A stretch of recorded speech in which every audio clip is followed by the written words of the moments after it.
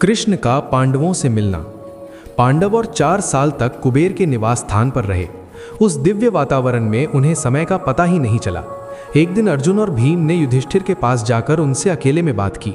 भीम ने कहा, हे कुरुराज, अपनी प्रतिज्ञा पूरी करने के लिए हमने स्वयं को रोका और धृतराष्ट्र के पुत्रों को नहीं मारा, बल्कि हमने अपनी विरासत से वंचित होकर 11 साल तक वन में निवास किया। बीते हुए ये 4 साल कठिन नहीं थे, लेकिन अब वो समय निकट आ रहा है जब आपके वचन के अनुसार हमें किसी आबादी वाले क्षेत्र में प्रवेश करके अज्ञातवास में रहना होगा। इसलिए आइए हम इस पर्वत को छोड़कर फिर से धरती पर उतरे। भीम ने कहा कि वो और अर्जुन दोनों ही दुर्योधन को दंडित करने के लिए कृत संकल्प हैं, लेकिन उन्हें डर है कि अगर वे स्वर्गिक गंधमादन के ऊंचे पठारों पर रहे तो कहीं वे उन दुख तकलीफों को भूल न जाएं जो कौरवों ने उन्हें दी है। इससे उनका संकल्प कमजोर हो जाएगा। इसलिए हम अभी जाना चाहते हैं। हम भाई अचूक कृष्ण की सहायता से निश्चित रूप से आपको आपका राज्य वापस दिलाने में मदद करेंगे। हम सभी आपका कल्याण चाहते हैं और युद्ध में आपके दुश्मनों का सामना करने के लिए आतुर हैं। युधिष्ठिर सहमत हुए कि अब जाने का समय आ गया है। द्रौपदी के 7 भाइयों ने कुबेर के निवास स्थान के विभिन्न उपवनों और झीलों का अंतिम बार दौरा किया, उन्हें अपना सम्मान दिया और विदाई ली। फिर युधिष्ठिर ने गंधमादन पर्वत से प्रार्थना की, हे पर्वतों के स्वामी, हम प्रस्थान करने के लिए तैयार हैं। कृपया ये वरदान दें कि जब हम अपने शत्रुओं को जीत लेंगे और अपना राज्य वापस पा लेंगे तो हम अपने जीवन के अंत में आपको फिर से देख सकें। युधिष्ठिर उस समय के बारे में सोच रहे थे जब राज्य पर शासन करने के बाद वे अंत में तपस्या करने और आध्यात्मिक मुक्ति प्राप्त करने के लिए सेवानिवृत्त होंगे। अपने भाइयों और ब्राह्मणों के घिरे उन्होंने फिर पहाड़ से नीचे उतरना शुरू कर दिया। भीम ने घटोत्कच और उसके अनुयायियों को बुलाया और वे फिर से पांडवों की टोली को कठिन पहाड़ी रास्तों से ले गए। पांडवों को कुबेर के निवास स्थान को छोड़ने का दुख था, लेकिन जब उन्होंने उसकी उत्कृष्ट सुंदरता को देखा तो उनका मन प्रसन्न हो गया। भाई जल्द ही बद्री का आश्रम पहुंचे।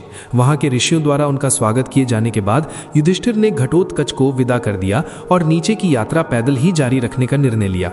बद्रिका के ऋषियों के साथ 1 महीना रहने के बाद वे सुबाहु के देश की ओर चल पड़े। वे सुबाहु से मिले और उनके साथ 1 रात बिताई, फिर वहां से विशाखयप जंगल की ओर बढ़े। जैसे ही वे यात्रा कर रहे थे, उनके कुली और सेवक उनके पीछे थे। उन्होंने आकर्षक जंगल, झीलें, नदियां और मैदान देखे। वे हर शाम गोधूली के समय रुक जाते थे और जहां कहीं भी होते थे वहीं डेरा डाल देते थे। साधारण वन के भोजन से अपना भोजन तैयार करते थे। धीरे धीरे वे विशाखयप पहुंचे, जो अभी भी हिमालय की श्रृंखला में था। ठीक तभी जब मानसून का मौसम आ रहा था, उन्होंने फैसला किया कि वे बारिश गुजर जाने के बाद विशाखयप में रहेंगे और फिर काम्यक लौट आएंगे। विशाखयप में रहने के पहले दिन भीम में इलाके का पता लगाने के लिए गए। धनुष और तलवार से लैस होकर वे अपनी इच्छा से जंगल में भटकते रहे, जहां गंधर्व और सिद्ध अक्सर आते थे। पेड़ों पर अनोखे पक्षियों की आवाजें गूंजती थीं और उन पर सभी मौसमों में फल और फूल लगते थे। भीम ने पहाड़ों से बहती हुई साफ धाराएं देखी, जो कमल से भरी बड़ी पारदर्शी झीलें बना रही थीं। जंगली सुअर पांडव की ओर लपके और उन्होंने प्रत्येक को एक थप्पड़ से मार डाला। उन्होंने अपने नुकीले तीरों से कई भैंसों और हिरणों को भी मार गिराया। भीम में 10,000 हाथियों की शक्ति थी और वे खेल खेल में कई बड़े पेड़ों को उखाड़कर तोड़ देते थे। उन क्षेत्रों को साफ करते थे जहां ऋषि बाद में निवास कर सकते थे और यज्ञ कर सकते थे। उन्होंने अपनी भुजाओं पर प्रहार किया और घूमते हुए खुशी से दहाड़े। उनकी दहाड़ सुनकर हाथी और शेर डरकर भाग गए। सदा अभिमानी भीम बिना थके अपनी चीखों से आसमान को भर दिया। उन्होंने पहाड़ों की चोटियों को लात मारकर तोड़ दिया। पहाड़ की तरफ घूमते हुए उन्होंने बड़ी सांप को गुफाओं में पीछे हटते देखा। जैसे ही उन्होंने उनके पास आने की आहट सुनी, भीम चट्टानी पठारों के साथ उनका पीछा करने लगा। अचानक वो एक भयानक दिखने वाले सांप के सामने आ गया, जो एक पहाड़ी जैसा लग रहा था। ये एक बड़ी गुफा के मुहाने पर कुंडलित होकर पड़ा था, जिससे उसका प्रवेश पूरी तरह से अवरुद्ध हो गया था। उसकी त्वचा पीली थी, जिस पर काले धब्बे थे, और उसके खुले मुंह के दोनों ओर 4 दांत थे। जैसे ही सांप ने अपनी तांबे के रंग की आंखों से घूर कर देखा, उसकी 2 मुंही जीभ उसके मुंह के कोनों को चाट रही थी। भीम रुक गए और सांप को घूरने लगे। वो एक भयानक विनाशक जैसा दिख रहा था, जो फुफकार रहा था, मानो उन्हें डांट रहा हो। जैसे ही भीम करीब आए, सांप ने अचानक उन्हें पकड़ लिया और अपने कुंडली से उन्हें जकड़ लिया। भीम ने महसूस किया कि उनके शरीर से ताकत खत्म हो रही है और अपने प्रयासों के बावजूद वो खुद को छुड़ा नहीं पाए। वो कांपने लगे और कई मिनटों तक बेहोश रहे। जैसे ही उन्हें होश आया, उन्होंने अपनी मुश्किल पर विचार किया। ये प्राणी कौन था? वो उन्हें काबू करने में कैसे सफल रहा? भीम ने फिर से जोर लगाया, लेकिन बाया कि वो हिल भी नहीं पा रहे थे। स्पष्ट रूप से ये कोई साधारण सांप नहीं था। उन्होंने प्राणी से उसकी पहचान पूछने का फैसला किया। हे सर्पों में श्रेष्ठ, कृपया मुझे बताओ कि तुम कौन हो और मेरे साथ क्या करोगे। मैं भीमसेन हूँ, पांडु का पुत्र और धर्मराज का भाई। मैंने अपने नंगे हाथों से ही युद्ध में अनगिनत शेरों, बाघों, भैंसों और हाथियों को मार डाला है। यहाँ तक कि देवता भी मेरे सामने खड़े नहीं हो सकते। तो फिर तुम मुझे काबू करने में कैसे सफल रहे? क्या ये किसी विशेष विद्या या वरदान के कारण है कि तुम्हारे पास ऐसी शक्ति है? सांप की आवाज़ गंभीर थी। हे महाबाहु, मैं लंबे समय से भूखा हूँ, इसलिए ये मेरा सौभाग्य है कि तुम यहाँ आए हो। तुम्हें देवताओं द्वारा मेरे लिए भोजन निर्धारित किया गया होगा। अब सुनो, मैं तुम्हें बताता हूँ कि मैं सांप के शरीर में कैसे आया। मेरा नाम नहुष है और मैं एक राजऋषि हूँ। स्वर्ग प्राप्त करने के बाद मुझे अगस्त्य ऋषि ने श्राप दिया और मैं सांप बनकर धरती पर गिर गया। इस प्रकार तुम मेरे वंशज हो हे वीर, लेकिन ये मुझे तुम्हें खाने से नहीं रोकेगा। जो कुछ भी मेरे पंजे में दिन के मध्य में आता है, चाहे वो गाय हो, भैंस हो या यहाँ तक कि कोई इंसान हो, वो मेरा अगला भोजन बन जाता है। अगस्त्य ने वादा किया था कि जिसे भी मैं पकड़ूंगा उसकी ताकत खत्म हो जाएगी। इस प्रकार तुम उस ऋषि की शक्ति के कारण पराजित हो गए हो। अगस्त्य ने मुझे ये भी बताया था कि जब कोई मेरे उन प्रश्नों का उत्तर दे पाएगा जो आत्मा और परम सत्ता के बीच के संबंध के बारे में है, तो मैं उनके शाप से मुक्त हो जाऊंगा। कृष्ण के बारे में सोचते हुए भीम ने जवाब दिया, हे शक्तिशाली प्राणी, मैं ना तो नाराज हूं और ना ही इस आपदा के लिए खुद को दोषी मानता हूं। कभी कभी कोई व्यक्ति सुख के लिए अपने प्रयासों में सफल हो सकता है और कभी कभी वह विफल हो सकता है। निश्चित रूप से परिणाम उसके हाथों में नहीं है और इसलिए उसे अपने दुर्भाग्य पर विलाप नहीं करना चाहिए। नियति से बढ़कर कौन हो सकता है? नियति सर्वोच्च है और भौतिक लाभ के लिए किया गया प्रयास बेकार है। भीम ने कहा कि उन्हें अपनी आसन्न मृत्यु का दुख नहीं है, लेकिन उन्हें अपने भाइयों और माता के लिए दुख महसूस हो रहा है। वे उन पर निर्भर थे और जब उन्हें पता चलेगा कि क्या हुआ है तो वे निश्चित रूप से शक्ति और ऊर्जा से वंचित हो जाएंगे और दुर्योधन खुश होगा। पांडवों के शिविर में वापस युधिष्ठिर अशुभ संकेत महसूस कर रहे थे। सियार चिल्ला रहे थे और भयानक वर्तिका पक्षी अपने एक पैर, एक पंख और एक आंख के साथ सिर के ऊपर चक्कर लगा रहा था। वह चीख रहा था और खून उगल रहा था। हवा तेजी से चल रही थी और चारों दिशाएं प्रज्वलित होती हुई प्रतीत हो रही थीं। युधिष्ठिर ने महसूस किया कि उनकी बाईं आंख और बाहां कांप रहे हैं और उनका दिल धड़क रहा है। उन्होंने आश्रम के चारों ओर देखा और भीम को ना पाकर द्रौपदी से पूछा, मेरा शक्तिशाली भाई कहाँ है? द्रौपदी ने उत्तर दिया कि वह बहुत देर से बाहर है। घबराकर युधिष्ठिर ने व्यक्तिगत रूप से उसके पीछे जाने का फैसला किया। अर्जुन को द्रौपदी और जुड़वा भाइयों की रक्षा करने और ब्राह्मणों की सुरक्षा करने का निर्देश देने के बाद वे जंगल में भीम को खोजने लगे। उनके पद चिन्हों का पीछा करते हुए उन्होंने जल्द ही टूटे हुए पेड़ और उन जानवरों को देखा जिन्हें भीम ने मार डाला था। उन्होंने झाड़ियों की वो पगडंडी भी देखी जो भीम के शरीर से निकलने वाली हवा के कारण झुक गई थी जब वे जंगल में शिकार के पीछे भाग रहे थे। युधिष्ठिर जितनी जल्दी हो सके आगे बढ़े और जल्द ही एक ऊबड़ खाबड़ जगह पर पहुंचे जहां भीम के निशान खत्म होते दिख रहे थे। जमीन सूखी थी और कांटेदार झाड़ियों, ठूंठों और बजरी से भरी हुई थी। मजबूत हवाएं लंबी पत्ते रहित पेड़ों के चारों ओर जोर से चल रही थी। युधिष्ठिर ऊपर के पठार की ओर खड़ी चढ़ाई पर चढ़ने लगे। उन्हें महसूस हुआ कि उनका भाई पास ही है और वह ढलान पर तेजी से चढ़ गए। जल्द ही वह सांप के अड्डे पर पहुंचे। वहां गुफा के प्रवेश द्वार पर युधिष्ठिर ने भीम को सांप के कुंडली में जकड़ा हुआ पाया। युधिष्ठिर भीम को एक सांप द्वारा पकड़े देखकर चकित थे और उन्होंने पूछा, यह कौन सा सर्पों में श्रेष्ठ है जिसका शरीर एक पहाड़ जितना बड़ा है? हे कुंती पुत्र, तुम इसकी गिरफ्त में कैसे आ गए? यह राजर्षि नहुष है जो सांप के रूप में है।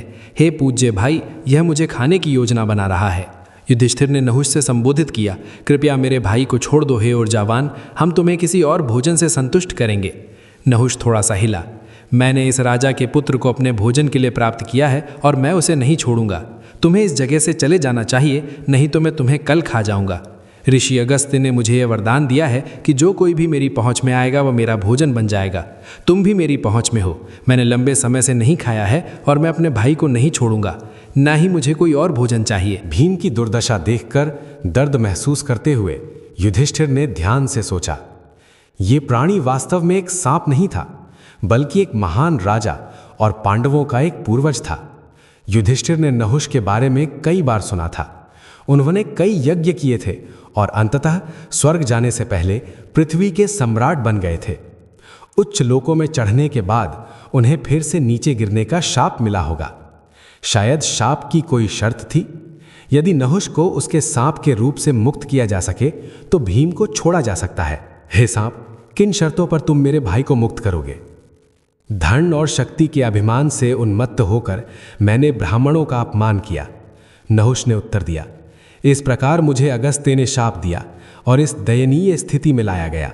लेकिन ऋषि ने शर्त रखी कि जब मुझे कोई ऐसा व्यक्ति मिलेगा जो आध्यात्मिक विषयों पर मेरे प्रश्नों का उत्तर देने में सक्षम होगा तो मैं मुक्त हो जाऊंगा। तो तुम्हारे भाई को मुक्त करने का यही एकमात्र तरीका है। मेरे प्रश्नों का उत्तर दो हे निष्पाप, और भीम और मुझे दोनों को मुक्त करो। जो तुम चाहो वो पूछो हे साप, मैं पूरी कोशिश करूंगा कि उत्तर दूं। युधिष्ठिर हमेशा आध्यात्मिक मामलों पर बात करने का अवसर पाकर खुश होते थे। उनके लिए इस वनवास ने राज्य के मामलों के दबाव से मुक्त, ऋषियों से सुनने और शास्त्रों का गहन अध्ययन करने का एक स्वागत योग्य अवसर प्रदान किया था। उन्होंने वेदों का लगभग बेजोड़ ज्ञान प्राप्त कर लिया था। उन्होंने ध्यान से सुना। जैसे ही नहुष ने बोलना शुरू किया, अपनी संकरी आंखों को युधिष्ठिर पर टिकाकर सांप ने कहा, हे राजा, हम एक सच्चे ब्राह्मण को कैसे पहचान सकते हैं और ज्ञान का सर्वोच्च उद्देश्य क्या है? एक ब्राह्मण ईमानदारी, पवित्रता, क्षमा, आत्मसंयम, तपस्या, ज्ञान और धार्मिकता के गुणों से पहचाना जाता है। ज्ञान का सर्वोच्च उद्देश्य परम ब्रह्म है, जिसे तब जाना जा सकता है जब कोई सभी द्वैत से पार हो गया हो। जो गुण तुमने ब्राह्मणों को दिए हैं वे अन्य वर्गों के पुरुषों में भी पाए जाते हैं, और कोई भी सुख और दुख का अनुभव किए बिना कैसे अस्तित्व में रह सकता है जो सभी द्वैत का आधार है। युधिष्ठिर मुस्कुराए। ऐसा लगा कि सांप पहले से ही काफी ज्ञानी था और उनकी परीक्षा ले रहा था। यदि किसी व्यक्ति में ये गुण पाए जाते हैं तो उसे ब्राह्मण के रूप में जाना जाना चाहिए, चाहे उसका जन्म कुछ भी रहा हो। भौतिक वस्तुओं के संबंध में सुख और दुख को पार किया जा सकता है, जबकि परम सत्ता के संबंध में उनका अनुभव किया जा सकता है। भौतिक भावनाएं मूल आध्यात्मिक भावनाओं के विकृत प्रतिबिंब हैं। युधिष्ठिर के उत्तर से नहुष संतुष्ट हुए और उन्होंने उनसे और विस्तार से बताने के लिए कहा। समाज को जाति के अनुसार विभाजित करने का क्या उपयोग था, यदि ऐसे विभाजनों का कोई मतलब नहीं था? जवाब में युधिष्ठिर ने समझाया कि सामाजिक वर्गों के अंतर्मिश्रण के कारण किसी व्यक्ति के वर्ग का पता लगाना मुश्किल हो गया था। केवल उसके वास्तविक गुणों की जांच करके ही किसी व्यक्ति का वर्ग जाना जा सकता था। इस प्रकार समाज को केवल उसी आधार पर विभाजित किया जाना चाहिए, न कि जन्म के आधार पर। नहुष ने कहा, हे राजा, आप स्पष्ट रूप से ज्ञान से परिचित हैं, तो फिर मैं आपके भाई को कैसे खा सकता हूं? युधिष्ठिर को यह स्पष्ट था कि नहुष स्वयं अत्यधिक विद्वान थे। आखिरकार उन्होंने एक बार पृथ्वी पर शासन किया था और ऋषियों द्वारा निर्देशित होने के बाद स्वर्ग गए थे। उन्होंने सोचा कि ऐसे व्यक्तित्व से पूछताछ करना लायक होगा। अपनी हथेलियों को जोड़कर और नहुष के सामने खड़े होकर युधिष्ठिर ने कहा, मैं भी तुम्हें श्रेष्ठ ज्ञान वाला मानता हूं। यदि तुम चाहो तो मुझे निर्देश दो, किन कार्यों से कोई स्वर्ग प्राप्त कर सकता है? मेरे विचार से हे भरत, कोई ब्राह्मणों को दान देकर, वाणी में दयालु और कोमल होकर, सच्चाई से और सभी जीवित प्राणियों के प्रति गैर ईर्ष्यालु रहकर स्वर्ग पहुंच सकता है। तुम इन कार्यों में से किसे श्रेष्ठ मानते हो, और गैर ईर्ष्या क्या है? इनमें से प्रत्येक वस्तु को परिस्थिति के आधार पर श्रेष्ठ या निम्न माना जा सकता है। इसलिए व्यक्ति को हर समय ठीक से कार्य करने का तरीका जानने के लिए जीवन के अंतिम लक्ष्य को समझना होगा। ये तुम पहले ही समझा चुके हो हे राजा। सभी कार्यों और ज्ञान का लक्ष्य परम को प्राप्त करना होना चाहिए। गैर ईर्ष्या का मतलब है हमेशा सभी जीवित प्राणियों के कल्याण और उन्नति की कामना करना, न कि अपने स्वयं के आनंद के लिए उनका शोषण करना। विशेष रूप से किसी को दूसरों की आध्यात्मिक प्रगति की कामना करनी चाहिए और उस प्रगति में उनकी सहायता करने के लिए कार्य करना चाहिए। आत्मा भौतिक शरीर को कैसे स्वीकार करती है हे नहुष?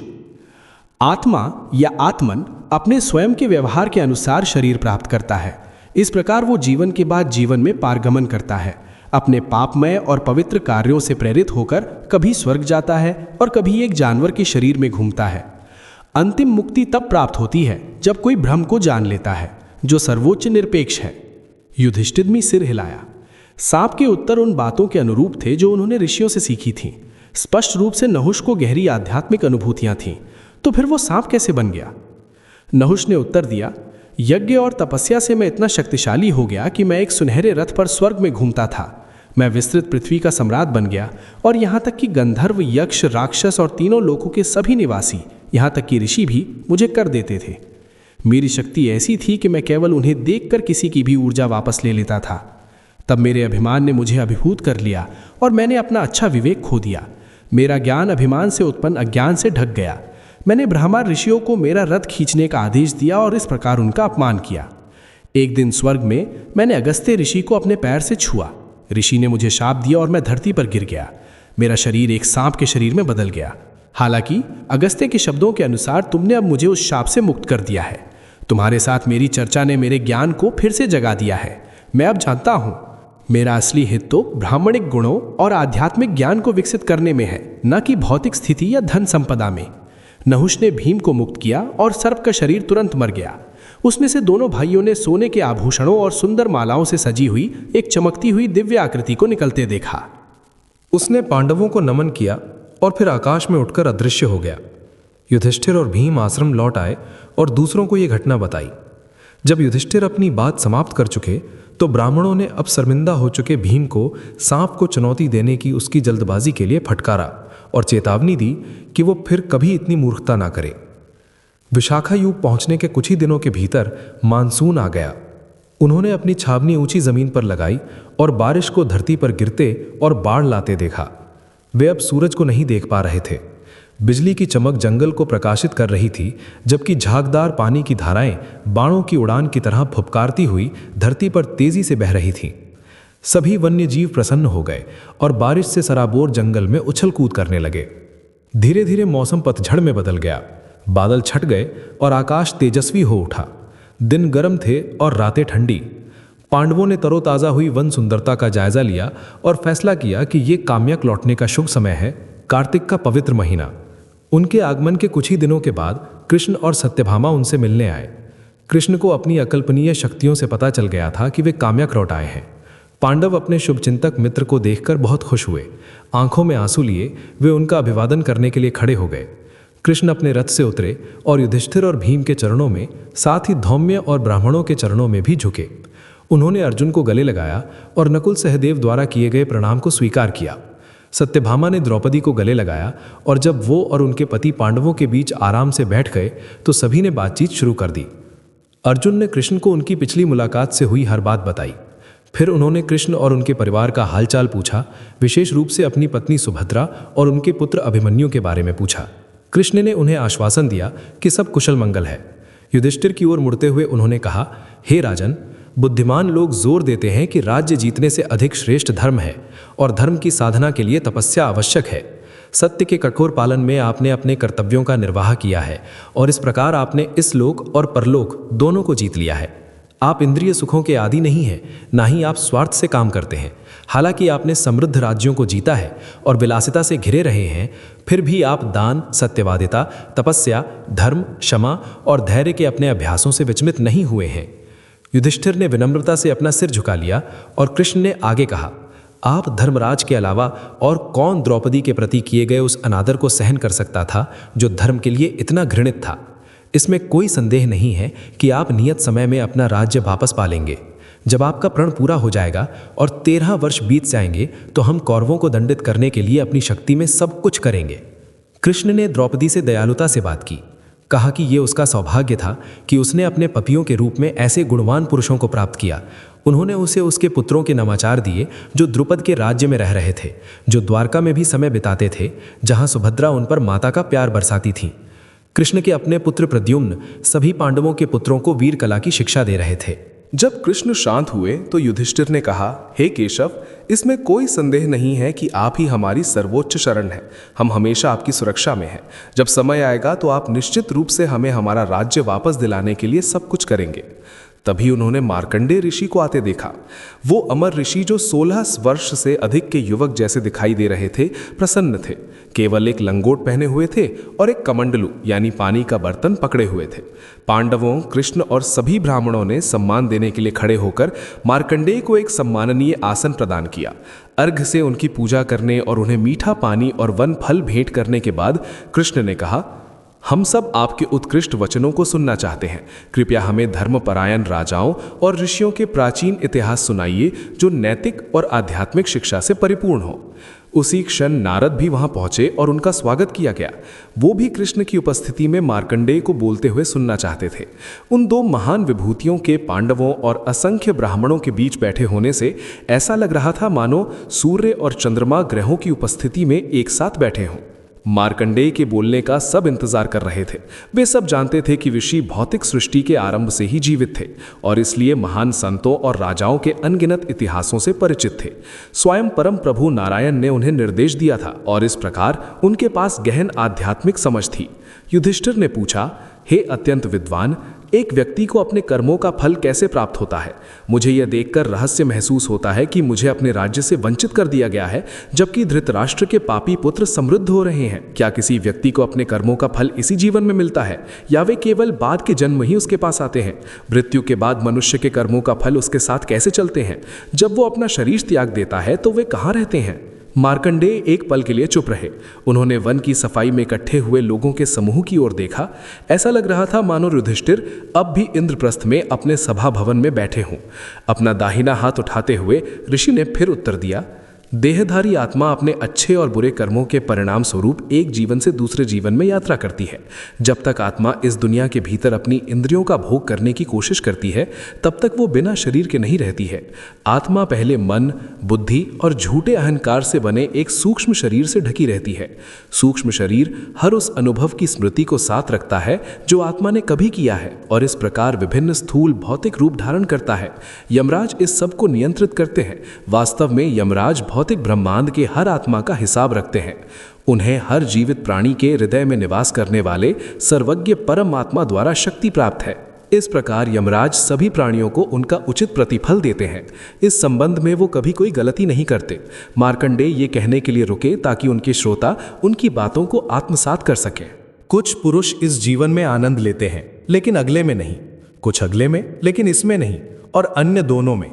कुछ पुरुष ना तो इस जीवन में और ना ही अगले में आनंद लेते हैं। एक धनी व्यक्ति जो इस जीवन को भोग विलास में बिताता है वो अगले में दुख भोगेगा। एक तपस्वी जो इस जीवन में भोग विलास त्याग देता है वो अगले में आनंद लेगा। जो विवाह करते हैं और गृहस्थ के रूप में पवित्र जीवन जीते हैं, यज्ञ करते हैं और दान देते हैं, वे इस जीवन और अगले दोनों में आनंद लेते हैं। लेकिन मूर्ख व्यक्ति जो किसी भी शास्त्र के आदेशों का पालन नहीं करता, वो जन्म जन्मांतर तक लगातार दुख भोगता है। जहां तक आप भाइयों का संबंध है, आप गुणी हैं और आपका जन्म केवल देवताओं के उद्देश्यों को पूरा करने के लिए हुआ है। आप परम प्रभु के महान भक्त हैं और इस प्रकार आप कर्मफल की प्रतिक्रियाओं से प्रभावित नहीं हो सकते। आपकी ये स्पष्ट हार अंततः आपकी शाश्वत प्रसिद्धि और खुशी की ओर ले जाएगी। मनुष्य लोक में आपकी महिमा होगी और अपने जीवन के अंत में आप सर्वोच्च धाम को प्राप्त करेंगे। युधिष्ठिर ने ऋषि के उत्तर पर विचार किया। फिर उन्होंने पूछा, हे विद्वान ऋषि, इस दुनिया में हमारा जीवन ब्राह्मणों के प्रति समर्पित है। यदि आपको ये पसंद है तो कृपया हमें एक ब्राह्मण की महानता और महिमा के बारे में बताइए। उत्तर में ऋषि ने कई प्राचीन इतिहास सुनाई। उनके श्रोता आश्चर्यचकित थे। उन्होंने ब्रह्मांड की रचना का भी वर्णन किया जिसके वे स्वयं साक्षी रहे थे, और उस विनाश की प्रकृति का भी वर्णन किया जो ब्रह्मा के दिन के अंत में होता है, जो लाखों वर्षों की अवधि है। उन्होंने वर्णन किया कि कैसे वो कारण जल पर तैर रहे थे जिससे सृष्टि होती है, क्योंकि ये उठा और निचले और मध्य लोकों को ढक लिया। उस बाढ़ के अंत में उन्होंने एक बरगद के पत्ते पर लेटे हुए एक अद्भुत बच्चे को देखा था। मैं विस्मय से चकित था। मैं समझ नहीं पा रहा था कि जब पूरा ब्रह्मांड नष्ट हो गया था तो एक बच्चा कैसे जीवित रह सकता है। वो बालक तेजस्वी था और उसका मुख चंद्रमा जैसा सुंदर था। उसकी आंखें खिले हुए कमलों जैसी थीं और उसका शरीर श्याम रंग का था।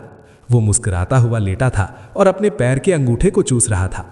फिर मैंने उसकी छाती पर श्रीवत्स का चिन्ह देखा और सोचा कि ये अवश्य ही विष्णु होंगे, हालांकि मैं निश्चित नहीं हो सका। जैसे ही मैं उसके पास गया, उसने कहा, मेरे बच्चे, मैं जानता हूं कि तुम विश्राम करने के लिए उत्सुक हो। हे मार्कंडेय, मेरे शरीर में प्रवेश करो और कुछ देर विश्राम करो। मैं तुमसे प्रसन्न हूं। जब उस बालक ने मुझे संबोधित किया तो मैंने अपनी पहचान का सारा बोध खो दिया और अपने भौतिक पदनामों को भूल गया। उसने अपना मुंह खोला और मैंने महसूस किया कि मैं उसमें खिंचा जा रहा हूं। अचानक उसके पेट में प्रवेश करते हुए मैंने उसके सभी शहरों और राज्यों के साथ पूरी पृथ्वी को देखा। मैं कुछ देर तक घूमता रहा। गंगा और उसकी सहायक नदियों, हिमालय और उन जंगलों सहित सभी परिचित दृश्यों को देखा जिनमें मैंने तपस्या की थी। मैंने इंद्र के नेतृत्व में देवताओं की जाति, साथ ही क्षत्रियों, वैश्यों और शूद्रों की जातियों को भी देखा। हालांकि मैं उस बालक के शरीर के भीतर बहुत देर तक घूमता रहा, फिर भी मुझे कभी उसकी सीमा नहीं मिली। भ्रमित होकर मैंने अपने विचारों और शब्दों से परम प्रभु की पूजा करना शुरू कर दिया। अचानक मैंने खुद को फिर से बाहर निकलते हुए पाया और एक बार फिर मैंने उसे बरगद के पत्ते पर लेटे हुए देखा। मैंने उस अपरिमित शक्तिशाली प्राणी की पूजा की जिसने पूरे ब्रह्मांड को निगल लिया था, और मैंने अपना सिर उसके चरणों में रखा। मैंने उससे पूछा कि वो कौन है और उसका उद्देश्य क्या है। वो अपने शरीर में ब्रह्मांड को धारण करके वहाँ क्यों लेटा था। बच्चे ने इस तरह से बात की कि मेरे भौतिक भ्रम पूरी तरह से दूर हो गए। उसने मुझे बताया कि वो मूल परम पुरुष है जिससे सब कुछ निकलता है और जिसके अंत में ये उसमें प्रवेश करता है। मैंने उसकी अपनी महिमा की बातें सुनकर आश्चर्यचकित हुआ। उसे विष्णु, नारायण और हरि के नाम से जाना जाता है, लेकिन उसके असंख्य अन्य नाम भी हैं। उस सर्वज्ञ व्यक्तित्व ने तब मुझे बताया कि मुझे उसके शरीर के भीतर तब तक रहना चाहिए जब तक कि ब्रह्मा फिर से जागकर ब्रह्मांड की पुनर्रचना नहीं कर देते। वो मेरी दृष्टि से गायब हो गया और मैंने खुद को उस विविध सृष्टि के भीतर वापस पाया जिसे मैंने उसके भीतर देखा था। अपना वर्णन समाप्त करते हुए मार्कंडेय ने कृष्ण की ओर देखा। राजा युधिष्ठिर, वो कमल नेत्र बालक जिसे मैंने सृष्टि के अंत में देखा था, अब कृष्ण के रूप में प्रकट हुआ है। वो आपका रिश्तेदार और मित्र बन गया है। बिना किसी संदेह के आपको उन्हें प्राचीन परम पुरुष, अकल्पनीय हरि और मूल परमेश्वर जानना चाहिए। उन्होंने मुझे ये वरदान दिया कि मेरी स्मृति कभी विफल नहीं होगी और मेरी मृत्यु तभी होगी जब मैं चाहूँगा। कृष्ण को यहाँ पीले रेशमी वस्त्र पहने बैठे देखकर मुझे वो बालक याद आ रहा है। इसमें संदेह न करें कि वो वही था जिसे मैंने विनाश के जल में देखा था। हे पुरुषों में नायक, ये संपूर्ण सृष्टि उन्हीं के भीतर निवास करती है जैसे आकाश के भीतर हवा निवास करती है। कृष्ण में शरण लो, क्योंकि उनसे श्रेष्ठ कोई नहीं है। ऋषि के वचनों को सुनकर पांडवों ने कृष्ण के सामने सिर झुकाया। कृष्ण ने धीरे से मुस्कुराया और उन्हें दिलासा देने वाले शब्द कहे।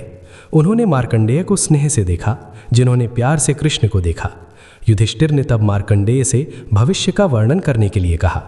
कलयुग सबसे अंधकारमय युग आ रहा था। युधिष्ठिर जानना चाहते थे कि उस समय दुनिया का क्या होगा। मार्कंडेय ने उन्हें विस्तार से बताया कि कैसे सब कुछ अधिक से अधिक पतित होता जाएगा। लोग अधर्मी हो जाएंगे और इस प्रकार दुख से पीड़ित होंगे। इस युग का समापन कल्कि अवतार के प्रकट होने से होगा, जो दुनिया में व्यवस्था बहाल करेंगे और सत्य युग, स्वर्ण युग लाएंगे। युधिष्ठिर और मार्कंडेय ने घंटों तक बात की और श्रोता मार्कंडेय के विस्तृत उत्तरों को सुनने में लगे रहे, जो युगों युगों तक रहे विभिन्न राजाओं, संतों और देवताओं के खातों से भरे हुए थे। जैसे ही शाम हुई, युधिष्ठिर ने आखिरकार प्रश्न पूछना बंद कर दिया। अपने भाइयों के साथ उन्होंने मार्कंडेय की पूजा की। फिर ऋषि ने विदा ली। नारद भी उसी समय चले गए, आकाश मार्ग में चढ़ गए। जब मार्कंडेय चले गए तो कृष्ण ने पांडवों के साथ थोड़ा और समय बिताया। सत्यभामा ने द्रौपदी से बात करने और उससे पूछने का अवसर लिया कि वो 5 पतियों की सेवा और उन्हें संतुष्ट करने में कैसे सक्षम थी।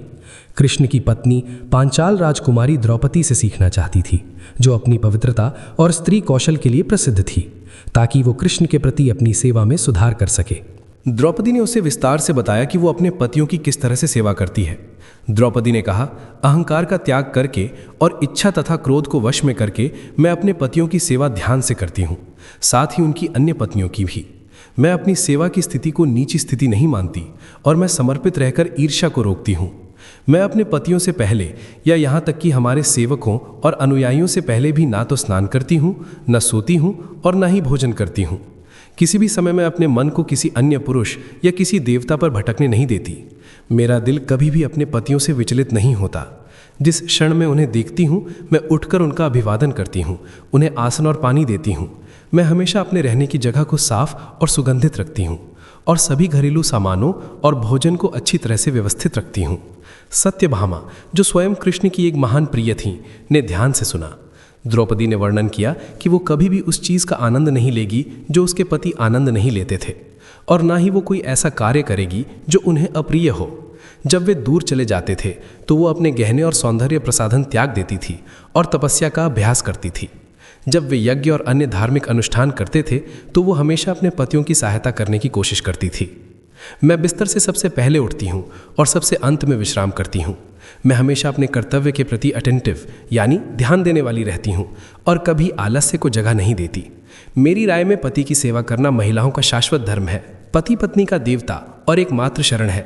उसकी सेवा करके वो स्वयं परम प्रभु को भी प्रसन्न करती है और इस प्रकार सर्वोच्च गंतव्य को प्राप्त करती है। जब द्रौपदी ने समाप्त किया तो सत्यभामा ने उसे गले लगाया। उसने कृष्ण को उसे बुलाते हुए सुना और इसलिए उसने विदा ली। पांडवों की अपना राज्य वापस पाने के बाद इंद्रप्रस्थ आने का वादा किया। कृष्ण ने पांडवों को विदा दी और प्रस्थान के लिए तैयार थे। वो और सत्यभामा शैब्य और सुग्रीव से जुते हुए रथ पर चढ़ गए। द्रौपदी को इतनी विनम्रता से अपने सामने खड़ा देखकर कृष्ण ने कहा, हे द्रौपदी, चिंता ना करो, जल्द ही तुम रानियों की पत्नी होगी, जब तुम्हारे पति अपने दुश्मनों को कुचल देंगे और धरती को वापस जीत लेंगे।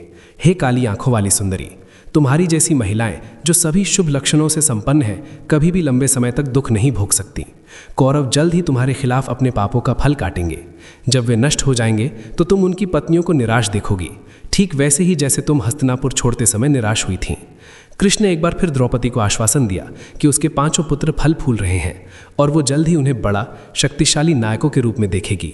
फिर पांडवों को प्रणाम करके और ब्राह्मणों को नमन करके कृष्ण ने अपने घोड़ों को तेजी से चलाया और जंगल छोड़ दिया।